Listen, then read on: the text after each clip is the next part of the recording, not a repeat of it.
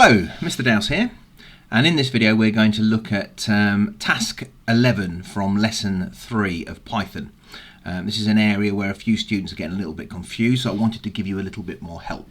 So here you can see the code that hopefully most of you by now have written, but there is a little bit of confusion, so I'm going to go through it. So first of all, I've declared a variable. I've declared that variable name, and I've assigned it a value. That's what the equal sign means. It means assign a value into this variable name, which is basically just a storage space in memory.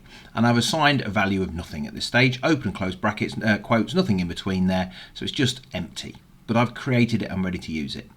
I've then said that name is going to be equal to the input. So it's going to store a value that we get from the keyboard. And to make it easier for us to understand what we need to type, I've outputted this message to the screen. What is your name? And then the program prints to the screen hello, because that is a string, it's in quotes, it's gone green, and then a comma, which means I'm no longer going to do a string, I'm going to do something else, and I've written in the name of the variable. And that isn't going to print the word name, that's going to print what's stored in the word name, which here was nothing, but hopefully here is something from the keyboard.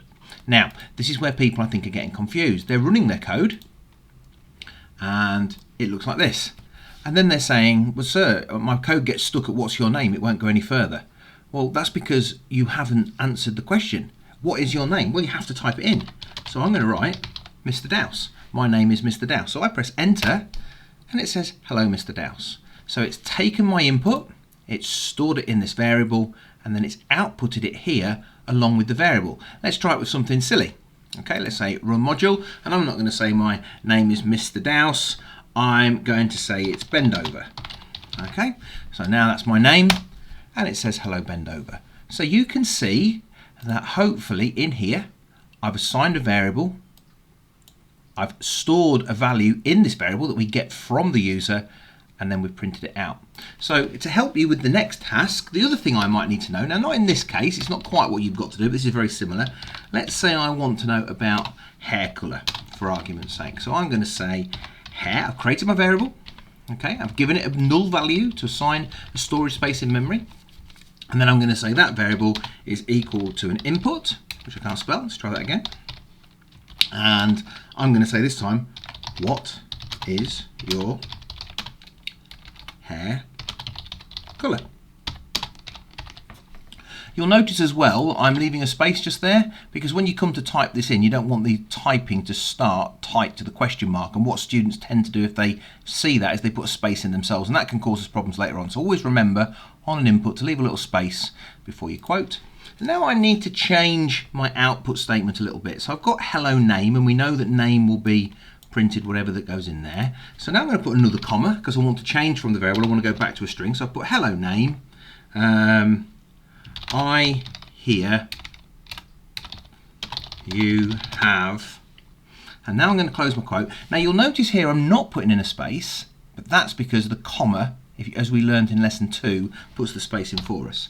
You have hair, because that's where I'm going to store that colour. Another comma, open my quotes, and then I'm going to say colour hair. Is that right? Okay, I put an exclamation mark, it's not really a question, it's just an output. So now I've changed that to say hello name, I hear, it's not how you spell here, is it? I hear you have hair, coloured hair. Is that right? So let's run this again now. So I'm going to go run module, and here's my shell. What is your name? Well, my name is Mr. Dowse, and my hair colour is brown.